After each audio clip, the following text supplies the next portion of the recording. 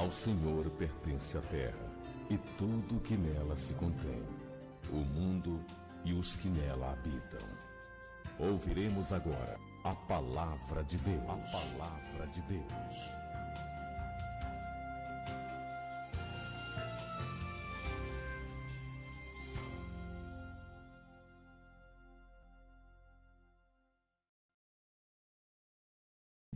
Diz assim a palavra de Deus na epístola aos Colossenses, no capítulo 3, versículo 12. Revesti-vos, pois, como eleitos de Deus, santos e amados, de ternos afetos de misericórdia, de bondade, de humildade, de mansidão, de longanimidade. Amém. Pode sentar.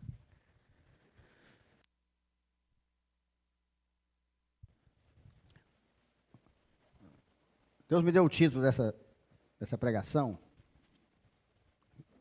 Se eu falar o título, você diz assim, com certeza eu já sei. Com certeza eu já... Mas é maravilhoso como a palavra de Deus... É a palavra de Deus que nós temos que aprender, e Deus sempre renova. Porque a palavra de Deus, eu sempre digo, de Gênesis a Apocalipse, ela fala de eleição. Ela confirma a eleição. Por isso Deus me deu o título aqui de tantas pregações que já tivemos que falam dos sinais, né? Nos eleitos. E essa mais uma vez. Não é uma coisa que eu procure, não é uma coisa, mas eu me maravilho. A coisa melhor que tem é você se admirar de falar de coisas que você acha que sabe, e elas são entregues de maneira totalmente novas, iluminadoras, e que você realmente vê que não sabia. Pensava que sabia. Foi mais assim, mais uma pregação linda que o Senhor me abençoou e que me edificou muito. E eu não tenho dúvida que vai edificar vocês, que é a confirmação da palavra. Mais e mais sinais dos eleitos, sinais nos eleitos, que é o que a Bíblia fala de Gênesis a Apocalipse. Um pouquinho só de história, bem rápido, só para nós nos contextualizarmos, né? Nessa carta, em toda ela. Paulo, ele menciona 3 cidades, né, que eram vizinhas, e elas se situavam na Frígia. Era Laodiceia, Hierápolis e Colossos.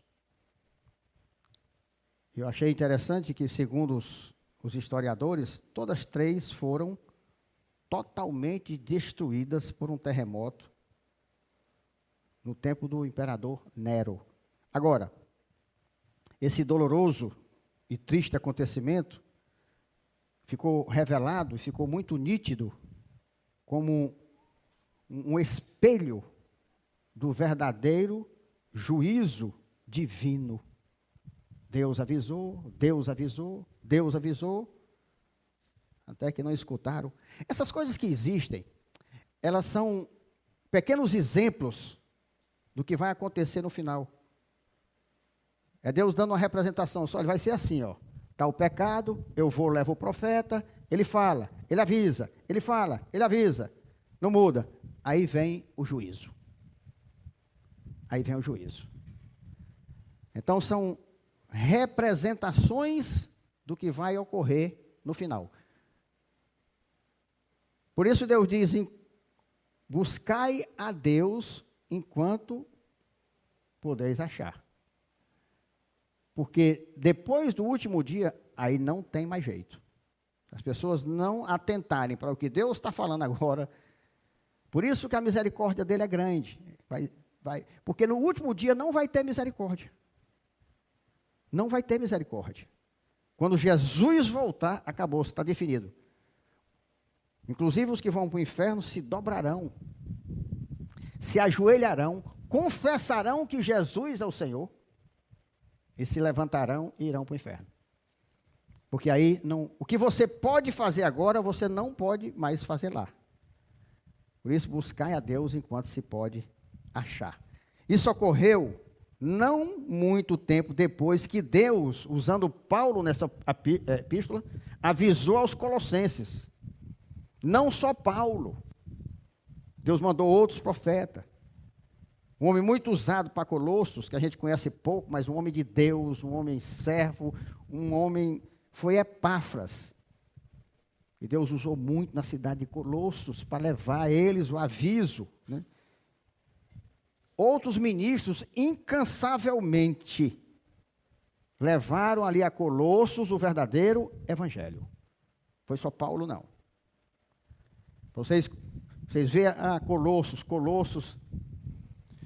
É bom a gente conhecer um pouco da história, para você ver como é bem mais fundamentado, é bem mais confirmado a palavra. Por isso que eu gosto de trazer um pouquinho só, para que você entenda bem que é muito mais testificado e fundamentado do que a gente falando solto. Epáfras era da cidade de Colossos. Deus levantou ele lá de Colossos. Ele converteu-se com Paulo em Éfeso. Através de Paulo, ele fundou a igreja em Colossos. Então, essa é a breve história da cidade de Colossos. Mas Satanás, né, como sempre usando o seu método usual e invariável, penetrou ali e perverteu a fé genuína de muitos. Primeiro século. Deus usou Paulo, converteu Epáfras, levou para Éfeso, Paulo preparou ele, levantou a igreja, fundou a igreja na terra dele, e o diabo investiu lá. Naquela época, você imagine hoje, os falsos ensinos que estavam ameaçando a igreja colossense, eles são melhor descritos como um sistema, para você entender o que é que houve lá. Olha que coisa interessante. É um sistema religioso que hoje nós chamaríamos de sincrético. Isto é, uma mistura de elementos religiosos e filosóficos diversificados, provenientes de culturas orientais, gregas, romanas, judaicas. Isso quer dizer sincrético. Sincretismo é você... Sincretismo é... Para você entender melhor, para mim é o agravamento do ecumenismo. Você começa com o ecumenismo, depois você está no sincretismo. Para você entender, na prática, sincretismo, você vai em outras igrejas e você faz o que eles fazem, você aceita, e eles vêm na sua. Ou seja, demonismo, contrário a Deus. Nós sabemos o que Salomão, filho de Deus, pagou quando só visitou, quando fez lá para as mulheres dele. Não, o meu Deus é o meu Deus, mas minhas mulheres eu gosto dela, eu vou fazer aqui para elas. Mas o meu Deus é o meu Deus. Nós sabemos quanto ele pagou. Aquilo ali era sincretismo. Porque ele fazia para Deus, mas permitia e fazia para os outros. Então, só você em participar de outras coisas, você já está, porque Deus é zeloso. Esse nome zeloso, quer dizer, ciumento, ele não aceita. Você tem que adorar só ele, você não pode, não, mas é porque é meu amigo, eu vou lá porque... Não, Deus não aceita isso. Foi exatamente o que houve lá em Colossos. Começou a entrar essa mistura, né? A Frígia, área em que se localizava a cidade de Colossos, se eu tenho uma ideia, era a terra de Cibele, a grande mãe e deusa da fertilidade. Então os caras iam num, iam no outro, e só um grupo, né, de Epáfras e outros ficavam firmes ali. Só. O resto começou a deixar e mudar e aceitar outras coisas, ou seja, não tinha a Cristo como único. É o que querem fazer hoje. Querem aceitar tudo dentro da igreja. Quando Deus deixou a palavra, nós não podemos mudar. Está aqui as regras, está aqui, nós não podemos. Aí só querem falar dos católicos porque... Sim, mas isso aqui é lógico demais. Questão até de cegueira, não só espiritual, como literária. Porque a Bíblia inteira condena as imagens. Diz, inclusive, que elas são demônios. Então, não tem o que a gente discutir, não tem o que a gente... A coisa aperta mais e complica mais quando você vai para outras coisas que são muito subjetivas e que Deus abomina tanto quanto as imagens. E estão colocando dentro da igreja de Cristo, como estavam colocando dentro da igreja de Colosso. E que nós temos que combater. Porque vai ter um terremoto final. Vai ter um terremoto final. E nesse terremoto final, os que não estão com Deus não vão ter a chance do que aqueles que estavam em Colosso tiveram. Então, o que Deus traz aqui, através de Paulo, para todos os que estão do mundo, é um alerta para fechar todas as possibilidades de práticas, atitudes e testemunhos estranhos ao verdadeiro evangelho de nosso Senhor Jesus Cristo.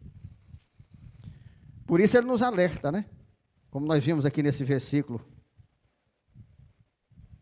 12 de Colossenses 3. Olha, revesti-vos, pois, como eleitos de Deus, santos e amados, de ternos afetos de misericórdia, de bondade, de humildade, de mansidão, de longanimidade. Vamos relembrar rapidamente que nós aprendemos esse revesti-vos. Eu acho essa linguagem muito tremenda, muito perfeita. Revesti-vos é no sentido permanente. Não é como roupa, que você veste e depois tira. Mas revestir como se reveste uma parede, permanentemente. Às vezes as pessoas dizem, eu preciso revestir a parede lá do meu banheiro, eu preciso revestir a parede. Revestir, você não veste, vestir é roupa, né? Você veste, tira de noite, veste, troca. Aí ele manda você se revestir, fique permanentemente assim, cara. Deixe de ser uma coisa aqui na igreja, veste uma roupa de santo, aí tira, aí vai e veste uma roupa de pai de santo. Aí vai e veste uma roupa de padre. Aí vai não sei para onde. Aí vai... Fica como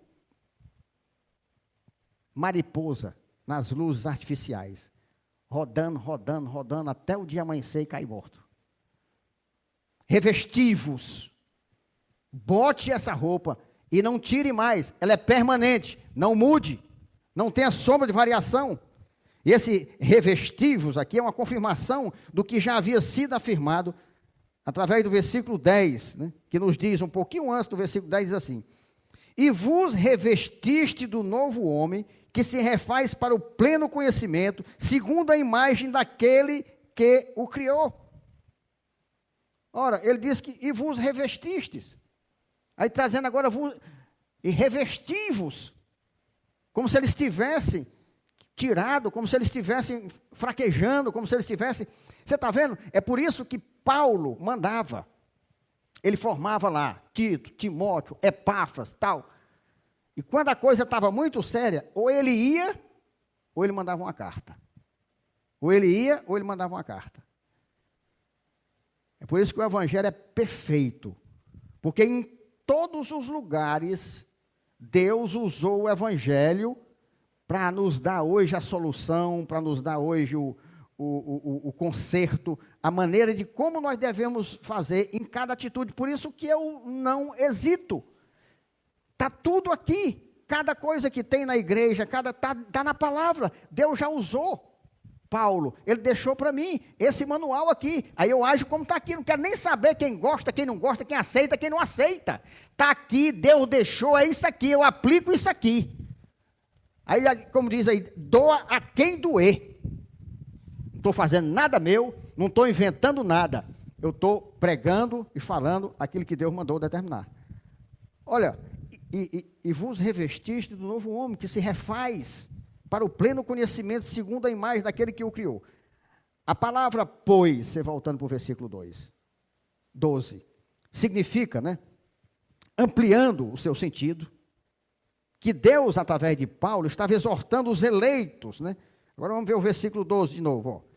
Revesti-vos, pois, ora, e vos revestiste, pois então, revesti-vos, pois, viva isso, como eleitos de Deus, santos e amados, de ternos afetos de misericórdia, de bondade, de humildade, de mansidão, de longanimidade, ou seja, já que tendes e afirmam terem recebido a Cristo em vossos corações, Sede, portanto, na prática, sim, plenamente o que tendes professado ser.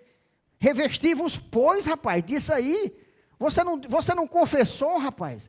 Você não falou que era isso, você não falou que era Cristo, pois então se revista isso na prática. Viva o que você professa. Isso é conversão. Conversão não é confissão. Confissão é você falar com a boca.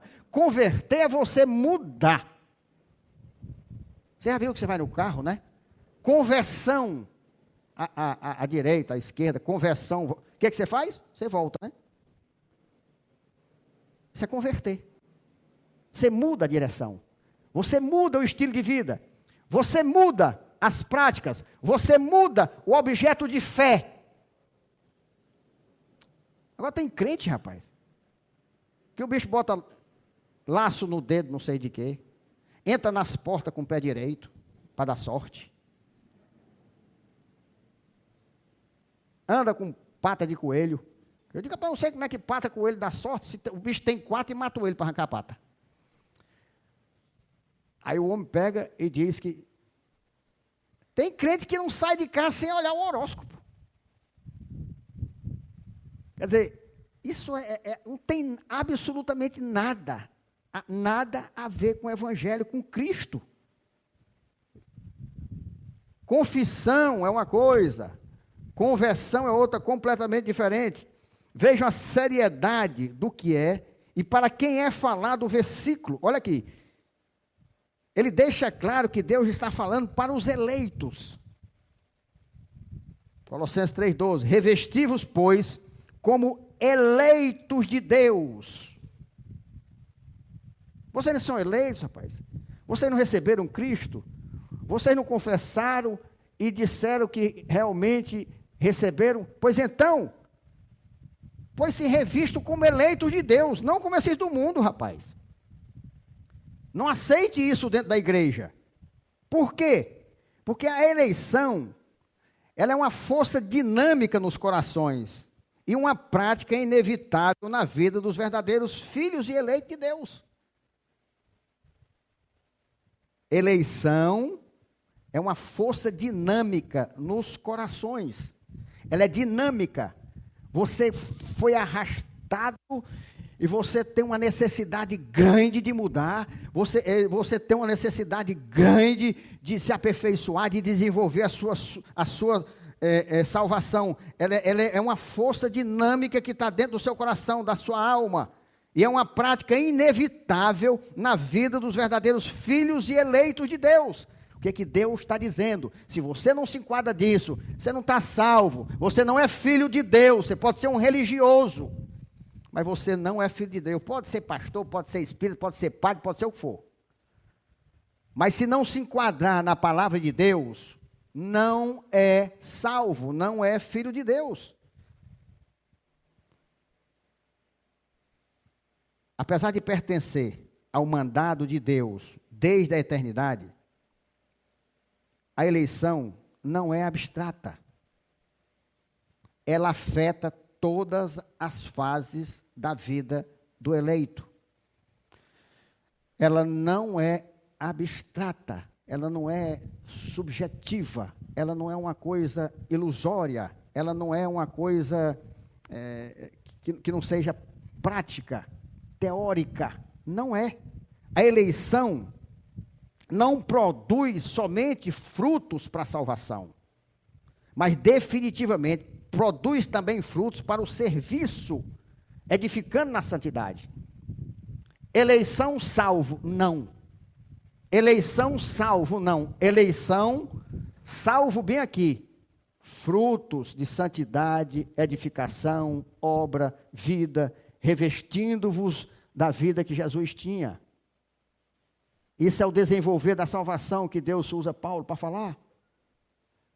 Aqui você tem o fim, aqui os meios. Você não alcança o fim se você não usar os meios. Você não chega lá na outra cidade dentro de uma hora se você não pegar um avião, se você não pegar um carro, se você não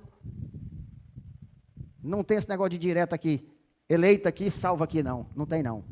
tem um desenvolver da salvação, tem um caminhar de prática, uma força dinâmica dentro do seu coração, que lhe impulsa a ser bom, lhe impulsa a ser melhor, a repreender, a abominar o pecado, a não aceitar aquilo que contraria Deus. Vem de quem é inerente de quem foi eleito. Ele abomina o pecado, ele sabe que é pecador, mas ele se enoja, ele não aceita, ele não concorda com quem está em pecado. O amor dele não é maior do que pelas pessoas do que o amor de Deus pela santidade. Ele deixa quem ama, ele abomina, ele bate, ele repreende, ele confronta, porque ele não consegue. Quando ele consegue viver em sincretismo, é porque ele não foi convertido, ele não foi chamado.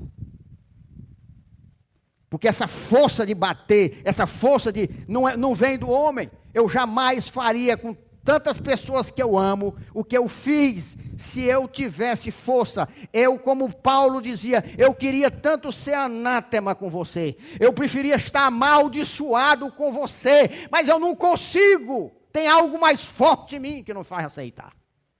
Isso é eleição. Graça irresistível. Ela é irresistível a toda força, vontade, qualquer coisa humana. E o objetivo não é atender ou satisfazer qualquer necessidade ou desejo do homem, mas tem como objetivo final a glória de Deus e a obra para o seu deleite. Olha o que Deus diz aqui em Efésios 1, 4 a 6. Assim como nos escolheu nele, antes da fundação do mundo, para sermos santos e irrepreensíveis perante ele, e em amor nos predestinou para ele, para a adoção de filhos, por meio de Jesus Cristo, segundo o beneplácito de sua vontade, para louvor da glória de sua graça, que ele nos concedeu gratuitamente no amado. Eu acho que, num contexto desse, não precisa fazer exegese disso aqui, porque fala tudo que eu falei aqui. Dá para entender perfeitamente.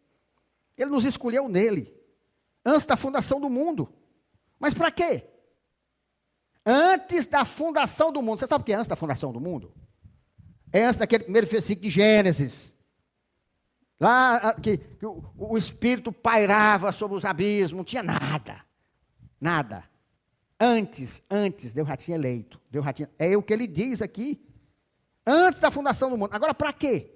Para sermos santos. Eu fui eleito antes de ser criado. Porque Deus é Deus. Para quê? Para sermos santos e irrepreensíveis perante Ele. Não é perante o homem, não. Eu sou irrepreensível perante o homem.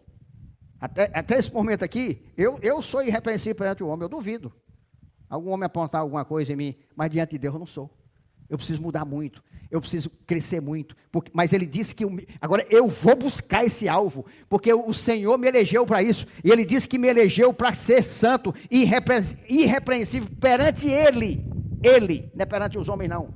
Aí tem gente que acha que é bonzinho para o homem, mas é podre para Deus. O meu referencial é Jesus, não é o homem. Eu vou lutar, eu vou buscar. Porque eu sei que Ele me dá essa capacidade. Porque Ele disse que me predestinou. E aqueles que Ele predestinou, Ele chamou. E o que Ele chamou, Ele capacitou. Então tem uma dinâmica. Nós temos que crer nisso e buscar nisso. E Ele diz assim, e em amor nos predestinou para Ele. Predestinou. Antes do destino. Ele já predestinou para Ele, para a adoção de filhos. Já sabia que não tinha jeito, tinha que ser por meio de Jesus Cristo. Agora, segundo o beneplácito da sua vontade, o querer dele, a autonomia dele, a soberania dele, para quê? Para o louvor da glória de sua graça. Porque nós temos que louvar a glória da graça de Deus dada a nós, que Ele nos concedeu gratuitamente no amado. Tem coisa mais perfeita do que a palavra de Deus, quando ela é bem contextualizado. Não tem um versículo fora de contexto aqui. Vai falando tudo assim, é uma perfeição. É a maior diversidade que existe no universo, é a Bíblia Sagrada, dentro da maior unidade. Já pensou? Você dizer que a maior diversidade é a maior unidade? Isso é uma coisa, realmente é loucura. Para nós não existe, ou é diversidade ou é unidade. Mas a Bíblia é a maior universidade, colocada dentro de uma unidade perfeita. Nós podemos observar que antes, na carta, Deus através de Paulo, ele enumera algumas características do velho homem, como agora ele enumera as do novo homem.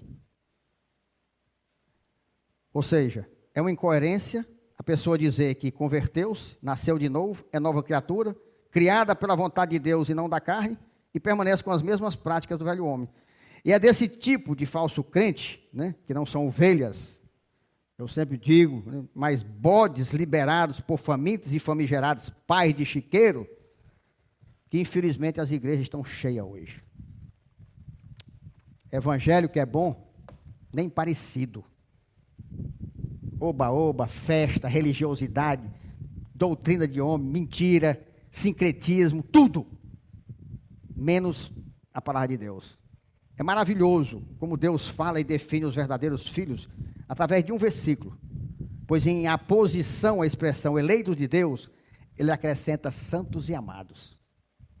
Colossenses 3,12, revesti-vos, pois, como eleito de Deus. Olha aí. Aprendemos o que é revestir. Aí, lógico que quem consegue, quem realmente se reveste dessa forma, é que ele chama de eleito de Deus, santos e amados.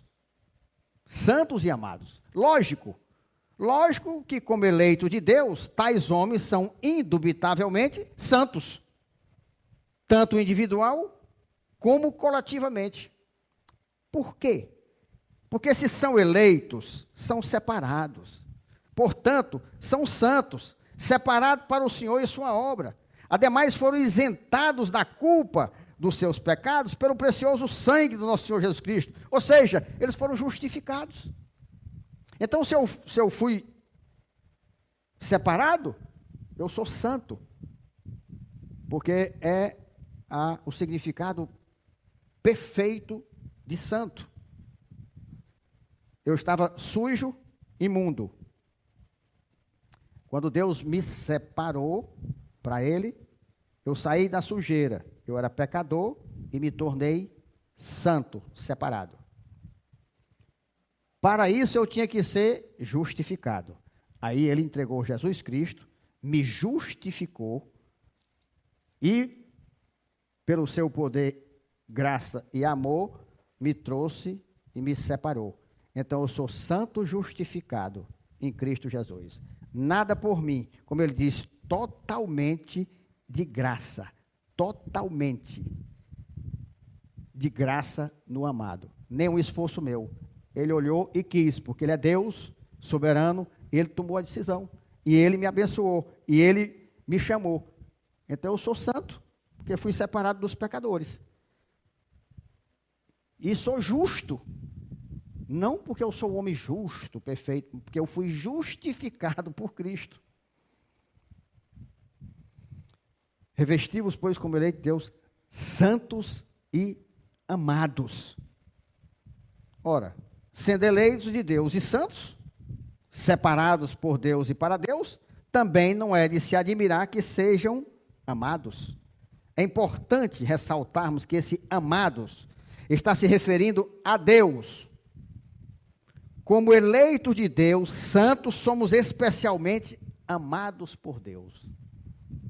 Esse amado é mais importante, porque está dizendo aqui que nós somos amados, né, por homens, nós somos amados por Deus. Revestivos, pois, como eleitos de Deus, santos e amados, eleitos de Deus, santos de Deus e amados de Deus. Essa é a interpretação bem correta. Tessalonicenses 1,4 diz assim: reconhecendo, irmãos, amados de Deus, a vossa eleição. Lá em 1 Tessalonicenses, ele diz que nós somos amados de Deus e devemos reconhecer a nossa eleição. 2 Tessalonicenses 2, 13 a 17 diz assim: entretanto, devemos sempre dar graças a Deus por vós, irmãos, amados pelo Senhor. Ele não diz amado por mim, Paulo, que era também, mas amados pelo Senhor. Olha, porque Deus vos escolheu desde o princípio para a salvação, pela santificação do Espírito. O Espírito nos santificou quando nos é outorgado, e fé na verdade, a fé dada a nós através de Jesus. Então, uma palavra inteira, ela confirma tudo que Deus fala. Pela graça sois salvos mediante a fé, isso não vem de vós, é dom de Deus, não por obras, para que ninguém se glorie. Aí aqui em outro versículo ele fala a mesma coisa. Porque Deus vos escolheu desde o princípio para a salvação, pela santificação do Espírito e fé na verdade. Quem é a verdade? Jesus. Através da... Eu me salvo o quê? Mediante a fé. Em quem? Em Cristo Jesus. Para o que também vos chamou, mediante o nosso Evangelho, para alcançar a glória de nosso Senhor Jesus Cristo. Através do Evangelho, está vendo? Por isso que eu prego o Evangelho, por isso que eu não mudo, porque eu alcanço Jesus Cristo. Mas o meio de eu alcançar Jesus Cristo é Deus colocando a fé no meu coração em Jesus. Como eu preciso de coisas, de meios, aí Deus me entrega o Evangelho. Então, se eu não obedecer, se eu não seguir esse Evangelho, eu não vou conseguir alcançar Jesus. Porque ele foi deixado para isso. Assim, pois, irmãos, permaneceis firmes e guardais as tradições que vos foram ensinadas. Preste bem atenção, tradição aqui não é as tradições de cerimonial, não. Aqui é uma tradição traduzida de um modo que não ficou bem contextualizado. Aqui está falando da palavra, das profecias.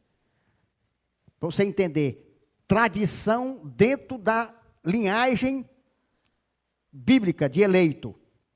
Nossas tradições é o Evangelho. É uma tradição para mim.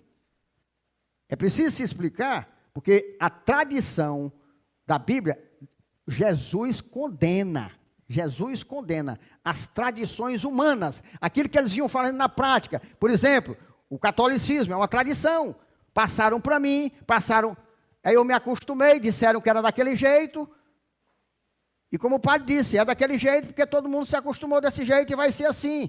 E a gente não pode simplesmente acabar com um nicho econômico desse. Eu tive uma loja de importados no shopping aqui uma época. E uma das coisas que eu fechei, porque o que mais vendia era uma imagem de uma santa que vinha importada. Eu fechei. Quando eu me converti, eu fechei.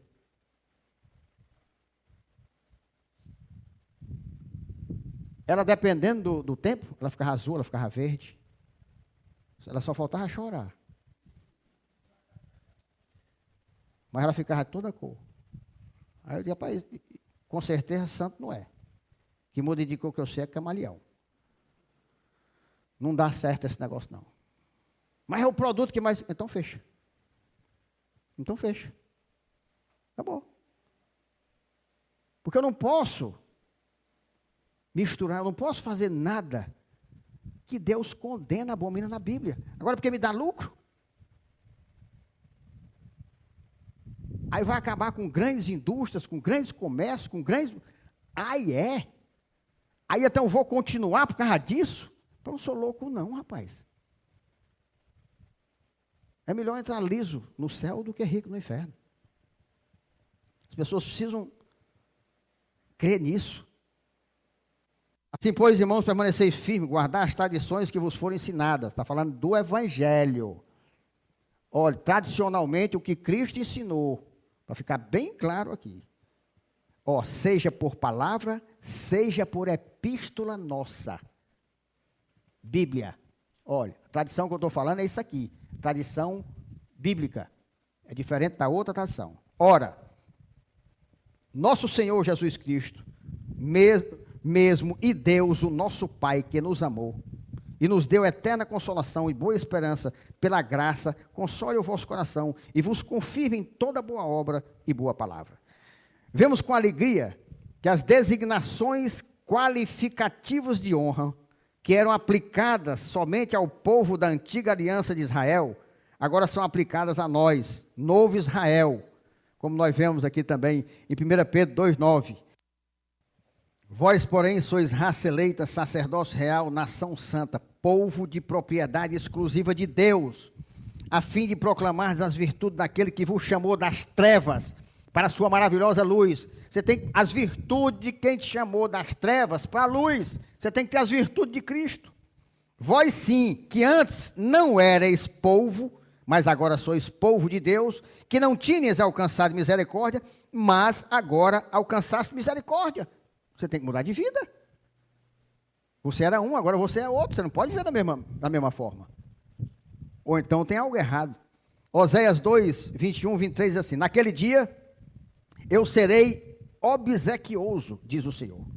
Obsequioso aos céus e estes à terra. A terra obsequiosa ao trigo e ao vinho e ao óleo. E estes a Jezreel. Semearei Israel para mim na terra e compadecer-me-ei da desfavorecida. E a não meu povo direi, tu és o meu povo. Ele dirá, tu és o meu Deus. Nós estávamos perdidos, nós não éramos povo de Deus, nós passamos a ser. Romanos 9, 25, 27. Quero usar o Antigo e o Novo Testamento. Assim como também diz em Oséias, citando lá Oséias, chamarei povo meu ao que não era meu povo. Deus mandou botar isso aqui? Não, pastor, mas está lá em Oséias, não tem nada a ver com o Novo Testamento, não. Aí ele vai e cita. Diretamente. Isso é palavra, meu irmão. Eu só creio na palavra de Deus quando ela se testifica em toda a palavra. Não tem negócio de versículo solto, não. Fora de contexto, para atender algumas conveniências. Chamarei povo meu ao que não era meu povo, e amada ao que não era amada. E no lugar em que se lhes disse, vós não sois meu povo, ali mesmo serão chamados filhos do Deus vivo. Mas, relativamente a Israel, dele clama Isaías, ainda que o número dos filhos de Israel seja como a areia do mar, o remanescente é que será salvo. O remanescente, o resto, aquele que sobrar fiel. Está vendo? Ainda que o número dos filhos de Israel seja como a areia do mar, Deus criou todos, tudo foi Deus que criou. Mas salvo, Deus diz que é só um remanescente. São todos não. É o que a Bíblia diz. A igreja é o novo Israel, povo escolhido por Deus. Por isso que a gente tem que ser fiel, por isso que a gente tem que aplicar essa palavra.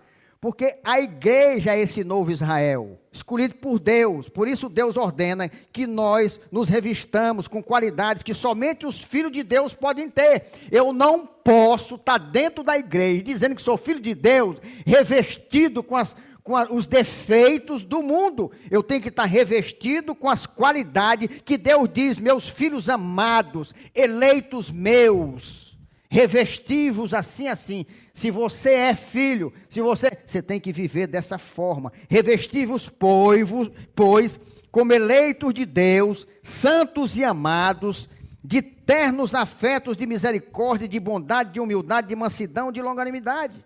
O que Deus deixa claro é que se nós somos eleitos de Deus, amados de Deus, renovados por Cristo, essas qualidades devem obrigatoriamente transparecer em nós, pois elas são os efeitos e as evidências da renovação, da nova criatura, da regeneração. Regenerado, gerado de novo, nascido de novo. Revestivos, pois, como eleitos de Deus, santos e amados. É uma incoerência. Olha, se revista, rapaz. Você estava lá no inferno, estava podre, tudo. Agora você está aqui. Se revista dessa forma. Porque agora você é filho amado de Deus, santo. É uma incoerência a pessoa afirmar que é tudo isso e viver de maneira mundana, não tendo e não manifestando nenhuma dessas qualidades. É incoerência, é você ir contra a Bíblia. ternos afetos de misericórdia, de bondade, de humildade, de mansidão, de longanimidade. Fica evidente que essas qualidades se sobrepõem. Ainda tem mais essa. A pessoa não pode ser mansa se ela não for humilde. Não pode ser bondosa se não for misericordiosa. E não pode ser misericordiosa se não for longânima. E assim por diante. É muito mais complicado do que pensa, menino. Não é fácil não, é impossível. Pode não. Homem consegue, consegue não. Quem é que consegue? Deus. Para que foi que Deus mandou Jesus? Para nele eu conseguir. Pronto. Ou seja, essas qualidades não se adquirem com cursos ou conhecimento, mas fazem parte do pacote de bênçãos advindas da graça recebida pela fé em Cristo Jesus, nosso Senhor. Revestível, pois, como eleito de Deus, santos e amados, de ternos afetos, de misericórdia, de bondade, de humildade, de mansidão, de longanimidade. Nós não vamos falar, vou citar cada uma, porque não dá para a gente falar com detalhe, mas uma citação rápida de cada uma vai fazer você entender o que é que Deus está falando aqui. A primeira qualidade citada e lógica para aqueles que são realmente eleitos, santos e amados de Deus são os ternos afetos de misericórdia. O que é isso? Ora, indica um sentimento muito mais profundo do que normalmente conhecemos. Presta atenção, é uma misericórdia natural, que vem das nossas entranhas, e em momento algum podemos deixá-la de ter. Ou seja, quando você sai da carne, que você tem o fruto da carne, que está nas suas entranhas, só sai o que é ruim, que você vem para o Espírito, que o Espírito entra em você, você não produz mais o seu fruto. Foi o que Deus falou no começo aqui? Você produz o fruto do Espírito. Então sai naturalmente. Se o Espírito estiver em você, naturalmente você vai ter ternos afetos de misericórdia. É um anseio com a afeição profunda de Cristo. É mais do que um sentimento religioso ou emocional. É algo que somente os eleitos recebem do Espírito de Deus. Misericórdia.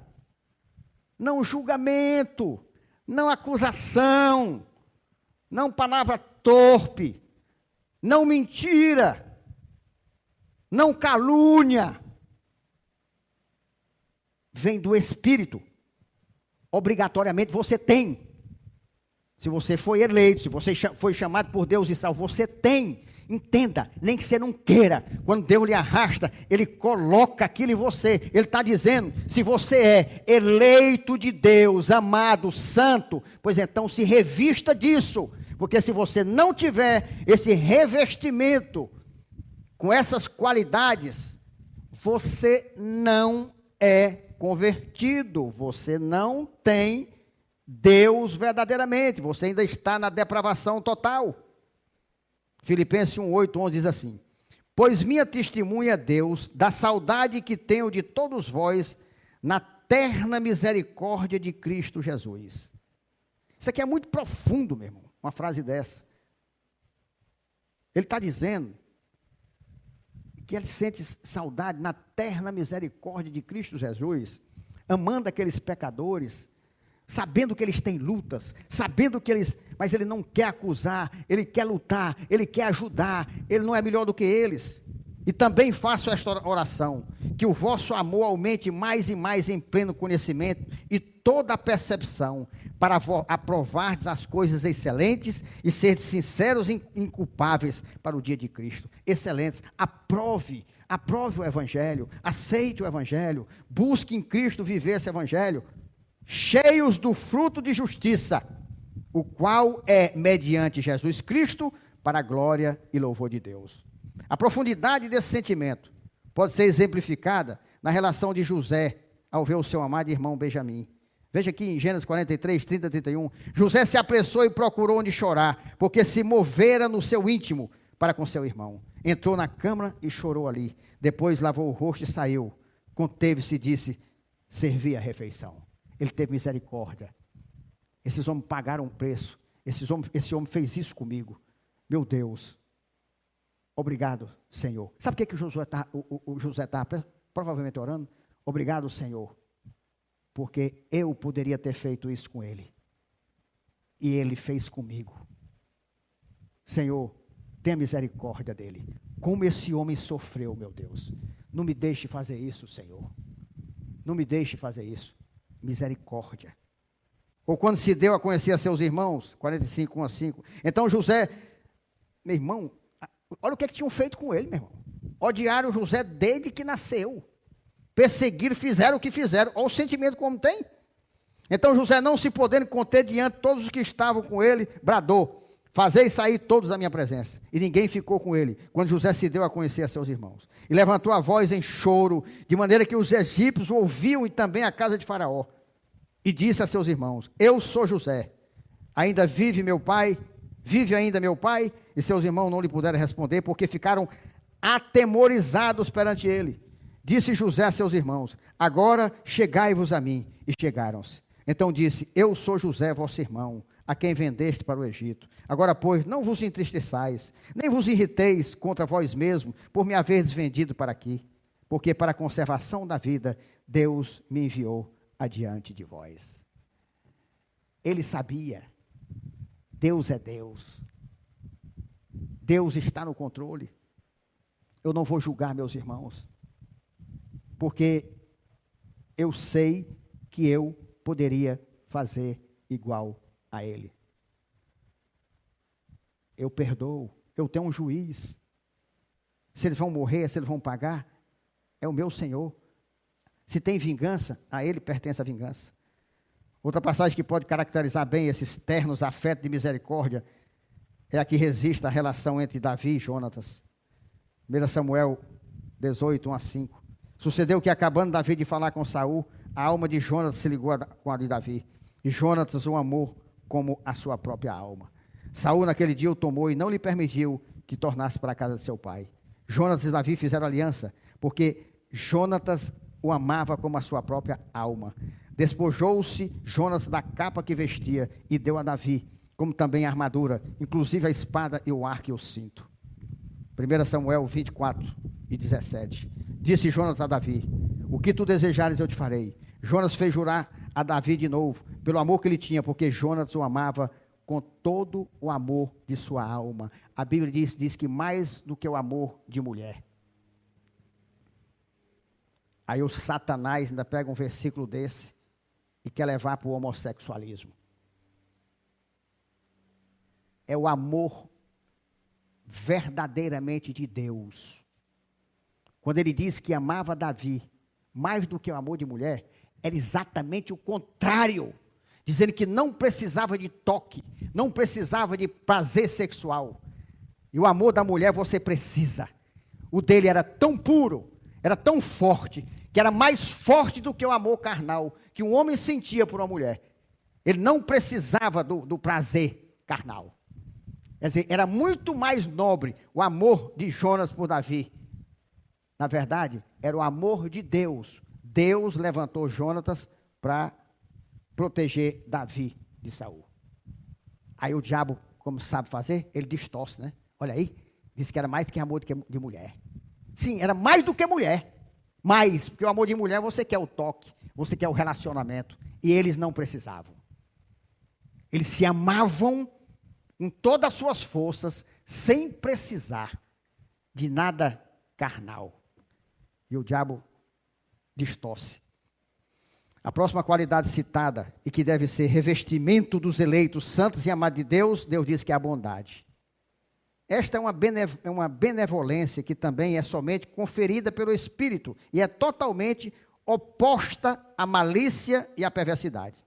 A bondade era o meio com o qual os cristãos se recomendavam uns aos outros, 2 Coríntios 6, 4, 6. Pelo contrário, em tudo recomendando-nos a nós mesmos como ministros de Deus, na muita paciência, nas aflições, nas privações, nas angústias, nos açoites, nas prisões, nos tumultos, nos trabalhos, nas vigílias, nos jejuns, na pureza, no saber, na longanimidade, na bondade, no Espírito Santo, no amor não fingido. Ser bondoso, meu irmão, é ser encorajador, é ressaltar as qualidades dos irmãos e não os defeitos. É você chamar atenção para as coisas boas que ele tem que nem ele acredita. Hoje o colégio está chamando isso, sabe de quê? Inclusão. Mas sabe por quê? Porque Deus está iluminando.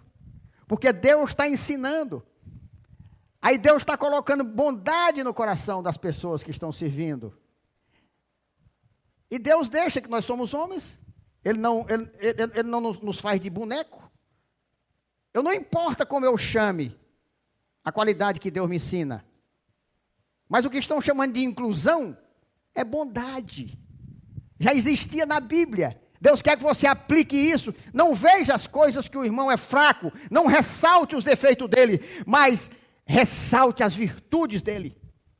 O que é que ele faz de bom? Todo mundo tem uma aptidão boa. Não tem nada de bom. Mas Deus capacitou homens para conquistar. Todo mundo tem um dom que Deus deu.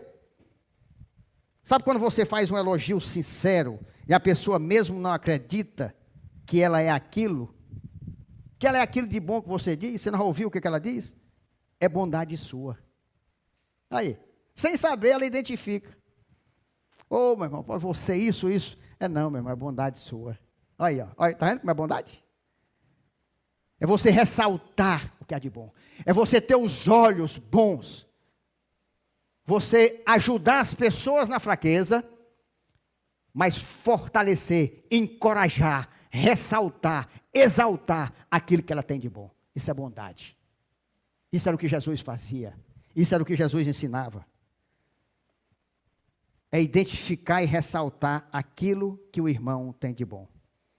Lógico que não é coincidência que a maldade é exatamente o contrário. A pessoa ressaltar o defeito e não reconhecer as qualidades, né? Coisas que os filhos do diabo sabem fazer muito bem. Pega um defeitinho desse tamanho e detona, acaba com a pessoa. Acaba. Mas não procura ver uma qualidade que a pessoa tem. Ou seja, não existe bondade naquele coração. Só existe maldade. Então, as irmãs do colégio, agradeço a Deus. E continue, pode chamar de inclusão. Mas saiba que originalmente, essa virtude chama-se bondade. Que Deus continue nos ensinando bondade para com o nosso próximo. Nosso Deus e Pai é bondoso. Romanos 2,4. Ou desprezas a riqueza da sua bondade e tolerância? Olha aí, ó. Bondade e tolerância. E longanimidade, ignorando que a bondade de Deus é que te conduz ao arrependimento? A bondade de Deus é que conduz ao arrependimento. O que quer dizer isso? Eu digo que não vou fazer a exegese, mas eu termino falando muito, mas é porque é tão importante. A bondade de Deus conduz ao arrependimento. Porque Deus chega para você e fala com amor. Meu filho, você pode. Você não é esse pecador. Eu lhe chamei. Ele não lhe detona. Ele diz aquilo que você é capaz de fazer através dele. Isso é bondade. Por isso ele exorta, como filhos, né? Eleitos, santos e amados, a tornar-se como ele. Lucas 6,35. Amai, porém, os vossos inimigos. Fazei o bem e emprestai, sem esperar nenhuma paga. Será grande o vosso galardão e sereis filho do Altíssimo, pois ele é benigno até para com os ingratos e maus. Um grande exemplo de bondade que o Senhor nos deixou na Bíblia e que nós devemos imitá-lo foi o do apóstolo Paulo. Dentre muitos, vamos citar esse. 1 Tessalonicenses 2, 7 a 12. Embora pudéssemos, como enviado de Cristo, olha aqui, exigir de vós a nossa manutenção, todavia nos tornamos carinhosos entre vós, qual ama que acaricia os próprios filhos. Assim, querendo-vos muito, estávamos prontos a oferecer-vos não somente o Evangelho de Deus, mas igualmente a própria vida. Por isso que vos tornaste muito amado de nós, porque vos recordais, irmãos, do nosso labor e fadiga, e de como, noite e dia, labutando, para não vivermos à custa de nenhum de vós, vos proclamando o Evangelho de Deus. Vós e Deus sois testemunha, do modo porque piedosa, justa e irrepreensivelmente procedemos em relação a vós outros que credes. E sabeis ainda de que maneira, como pai a seus filhos, a cada um de vós exortamos, consolamos e admoestamos, para vivermos por modo digno de Deus, que vos chama para o seu reino e glória. Bondade, encorajando, falando, abençoando, lutando. Em seguida, citada a humildade. Como eu disse, é impossível a pessoa se achar santa e amada de Deus se não tiver nas suas atitudes uma das características mais fortes do nosso mestre, a humildade. Bondade, presta atenção, é saber ressaltar as qualidades dos outros. Humildade é não saber ressaltar as suas próprias qualidades. Tem gente que detona os outros e ele é o bonzão. O cara nem é bondoso e nem é humilde. Quando ele deve ressaltar o dos outros e não ver os seus.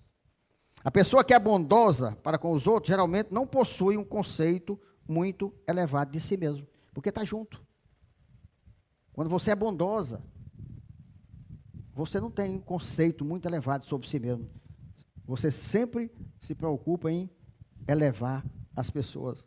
A humildade era uma virtude altamente desprezada pelos pagãos, e é uma qualidade que os verdadeiros crentes devem clamar ao Espírito de Deus para que possam tê-la. Na verdade, a Igreja de Cristo deve existir e ser ressaltado um estado de contentamento, onde cada membro considera um superior a si mesmo, o outro superior a si mesmo. Filipenses 2:3-8 diz isso: não façais por partidarismo ou vanglória, mas por humildade, considerando cada um os outros superiores a si mesmo.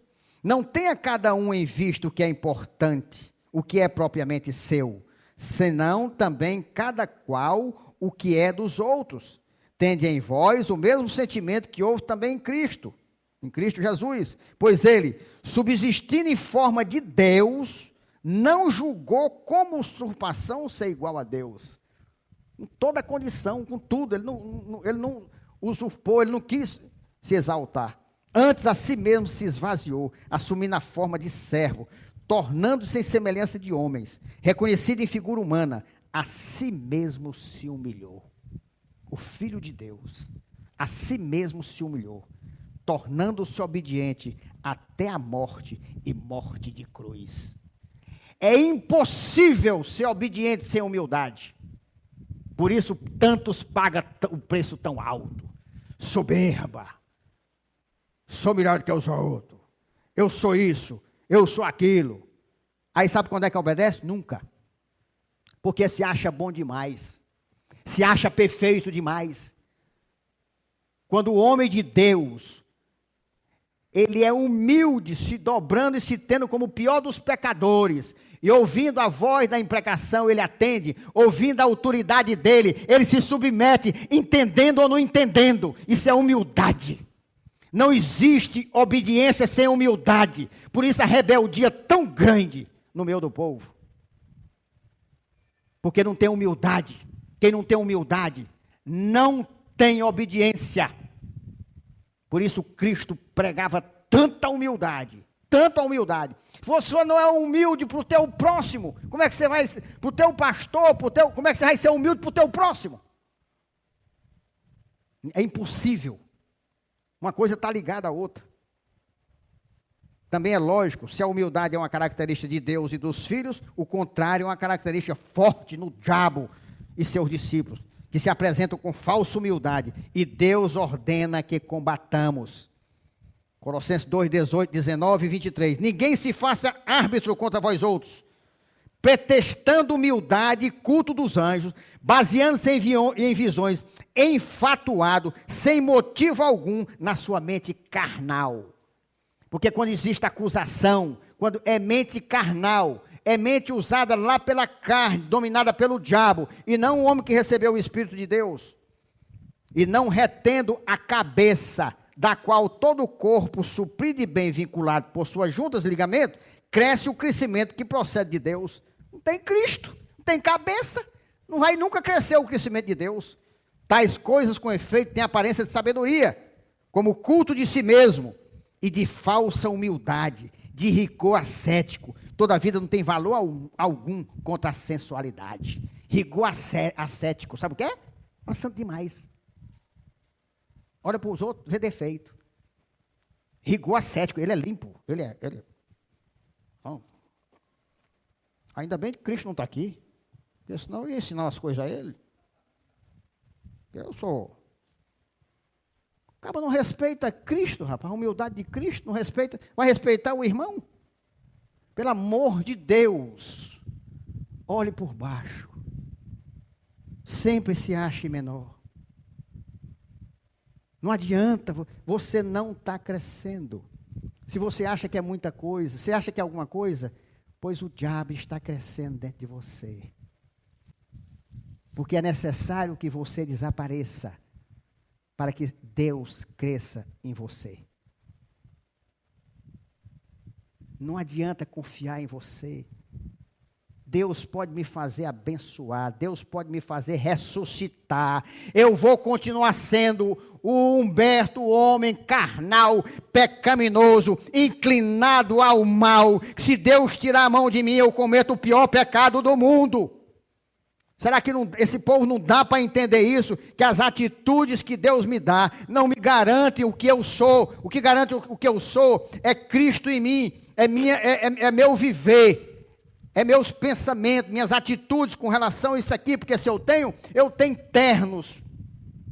Vontade de misericórdia, de amor, bondade, de longanimidade. Eu tenho, senão não tem Cristo. A Bíblia deixa isso muito claro, eu não entendo como é que as pessoas teimam. Eu glorifico a Deus a vida que eu levo, pelo poder do Espírito Santo. Porque eu me considero o pior dos pecadores. Eu sei quando Paulo dizia isso. Eu me considero o pior dos pecadores. Eu me considero.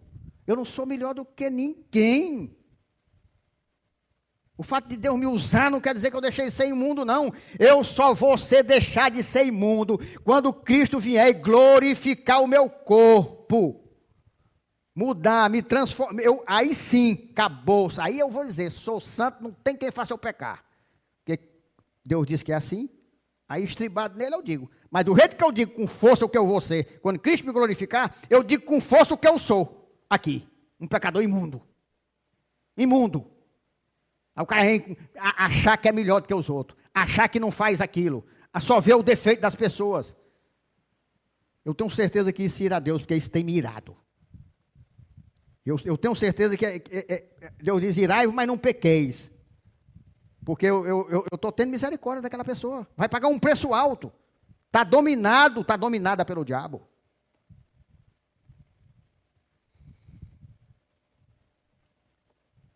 Tais coisas com efeito têm aparência de sabedoria como culto de si mesmo, e de falsa humildade, e de rigor ascético. Todavia não tem valor algum contra as sensualidades. Sabe o quê? Imoral. Cai em qualquer pecado, velho nojento. O santarrão. É o pior que tem, que é o sepulcaiado. É aquele que pega de tudo que é jeito. É dominado pelo diabo. Em coisas, em pensamentos. Nas coisas da igreja.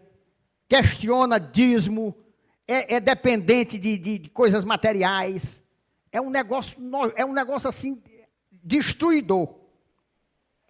Os eleitos, santos e amados de Deus, não pode admirar-se do Senhor nos ordenar revestir-nos de outra grande virtude, que é a mansidão. Começa alertando que a mansidão que Deus fala aqui, definitivamente não se trata de fraqueza ou oscilação diante de problemas a serem resolvidos. Por exemplo, mansidão, não é o pastor dizer assim, meu irmão, tenha humildade. Olha para o seu irmão com amor. E seu irmão, você é pecador igual a ele. Fala, manso, tem nada a ver com mansidão. Não tem nada a ver com mansidão. Vamos ver aqui. Mansidão é você se manter submisso aos princípios de Deus diante de uma provocação. Ao contrário. É você ter direito, é você ter e você manter a linha.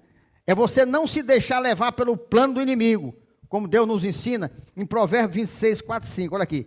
Não respondas ao insensato segundo a sua estutícia, para que não te faça semelhante a ele. Ao insensato responde segundo a sua estutícia, para que não seja ele sábio aos seus próprios olhos. Aqui literalmente, pensa num contradizer da palavra, né? Não responda ao insensato segundo a sua estutícia, para que não se faça semelhante a ele. Ao insensato responde segundo a sua estutícia, para que não seja ele sábio aos seus próprios olhos. Vamos tentar traduzir isso aqui para você entender? Não responda ao insensato segundo a estutícia, para que não te faça semelhante a ele. Primeiro, aqui está a dica de Deus. Se eu responder caindo na dele, eu estou sendo semelhante a ele. Sabe aquele cara que ele vem para você, com estutícia, ele joga o veneno? Ele joga o veneno e você se ira. Aí você está caindo, rapaz. Você está respondendo segundo a estutícia dele. Não, foi, meu irmão. Oh, meu irmão. Responda segundo, não segundo a estutícia dele, a altura, dando a resposta que ele quer que você dê, mas responda segundo a estutícia dele merece. Com sabedoria, na palavra, na repreensão com autoridade, não caindo na dele. Isso é mansidão. Muito perto de domínio próprio. Ter mansidão, meu irmão, presta atenção, é não ter justiça própria, mas confiar na justiça do Senhor. É estar disposto a sofrer a injúria ao invés de praticá-la. Mansidão é isso, é não ter justiça própria. Eu não quero saber se humanamente eu tenho todo o direito, foi provado e comprovado que eu fui injustiçado, que eu fui traído, que eu fui caluniado, que eu fui... Eu tenho que ter mansidão. Eu não posso tratar de acordo com o que aquela pessoa fez comigo, não. Eu tenho que tratar de acordo com o que Deus mandar. Meu filho, traga para mim, perdoe a ele. Primeiro ore para que você não faça isso com ninguém. Primeiro ore para que você não faça isso com ninguém. Depois trate ele como eu mando você tratar. Porque eu sou a justiça, não é você. Tenha mansidão. Não vá pegar a justiça própria, não. Você fique. Ter mansidão é não ter justiça própria, mas confiar na justiça do Senhor. É estar disposto a sofrer injúria ao invés de praticá-la. Por isso, Moisés foi considerado o homem mais manso do que todos os homens que havia sobre a terra. Você está vendo como mansidão é isso? Porque Moisés se zangou, tacou a...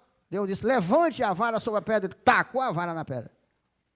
Então, tem nada a ver mansidão com se irar, não. Porque senão Moisés não tinha sido considerado. Mas por que era que ele era manso? Você viu o que Arão fez com ele? O que Miriam fez com ele? O que o povo fez com ele? O que ele fazia? Achava a cabecinha. Datã, Abirão, lá, o que ele fazia? Entregava a Deus. Rapaz, não, porque Deus fala com você, mas fala com a gente também e tal. E ele tranquilo, Senhor, olha aí Deus, ó.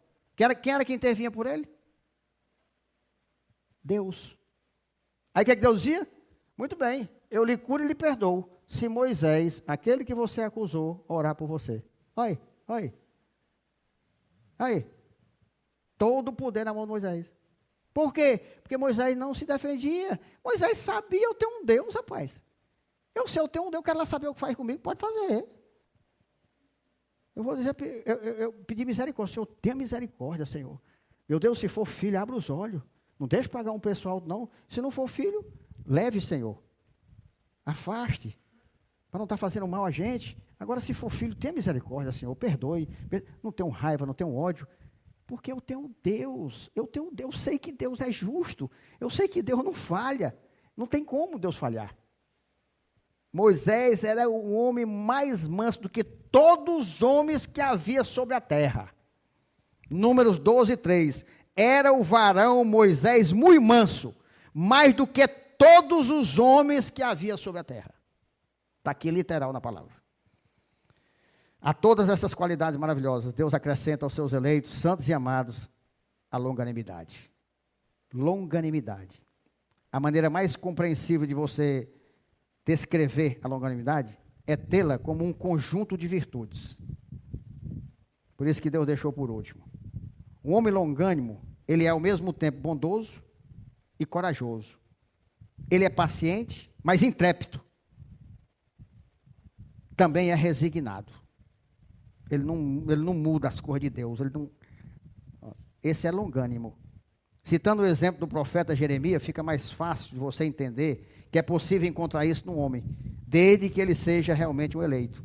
Por isso, quando Paulo orava pelos Colossenses, dentre outras coisas, era para que eles fossem fortalecidos com todo o poder encontrado na perseverança e na longanimidade. Colossenses 1, 9 e 12. Por esta razão também nós, desde o dia em que o ouvimos, não cessamos de orar por vós, de pedir que transbordeis de pleno conhecimento da sua vontade, em toda a sabedoria e entendimento espiritual, a fim de viver de modo digno do Senhor, para o seu inteiro agrado, frutificando em toda boa obra, crescendo no pleno conhecimento de Deus, sendo fortalecido com todo o poder, segundo a força da sua glória, em toda a perseverança e longanimidade. Com alegria, dando graças ao Pai que vos fez idôneos à parte que vos cabe da herança dos santos na luz. Meus irmãos, à medida que vamos tendo o privilégio de receber a iluminação da palavra de Deus, à medida que vamos conhecendo a verdade, vemos que não somos radicais coisa nenhuma. A verdade é que poucos que estão aí se dizem cristãos. Eu afirmo, baseado na Bíblia, com toda convicção, são sepulcros caiados, como eu disse, bodes, comandados por pai de chiqueiro, nem é ovelha, nem é pastor, é um bando de bodes, comandado por pai de chiqueiro, vive no sincretismo, vive no mundo dentro da igreja. O que Deus diz é isso aqui, nós vimos, o que não nós, mas o que Deus manda, ordena, determina para os eleitos, santos e amados de Deus, filhos de Deus. Colossenses 3,12, revesti-vos, pois. Você não é filho, rapaz? Você não está dizendo que é? Pois se revista disso, rapaz. Não tem outra maneira. De quê? Como eleito de Deus, santos e amados, se revista de ternos afetos, de misericórdia, de bondade, de humildade, de mansidão, de longanimidade, que nós acabamos de saber o que é. De maneira rápida, mas deu para entender muito bem. Palavra. Essa é a palavra. Essa é a palavra. Agora, se não tem outra palavra, se ninguém diz essa aqui, eu vou fazer diferente? Ela é impossível de ser. Eu não quero saber. Eu quero saber se isso aqui é a palavra de Deus.